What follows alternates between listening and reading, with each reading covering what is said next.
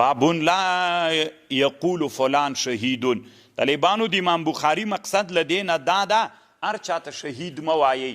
شهید هغه چاته ویل کیږي چې قتال په لار د الله کې وکړي یا په خپل مرګ باندې بیا په دې جهاد کې مړ سي او یا ووژل سي، دې دواړو ته شهید ویل کیږي.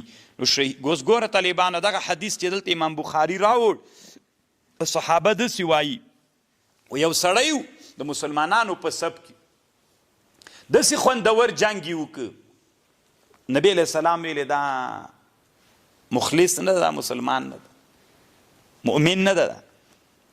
او صحابه و زړه کې شک پیدا سو څومره ښه قتال کوي.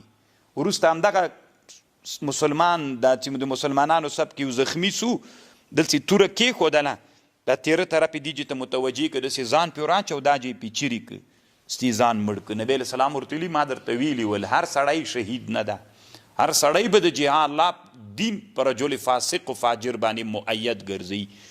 شهید چاته ویل کیږي چې د عصبیت او د قوم پرستۍ دپاره جنگ نه کوي، د قوم پرستۍ دپاره جنگ کاو. د جهاد شهید هغه چاته ویل کیږي چې په لار د الله کې د اعلا د کلمت الله دپاره څوک سي. اوس خو طالبانو د موږ کمونستان هم خپلو مړو ته شهیدان وایي د وطن دپاره شهید سوی دی.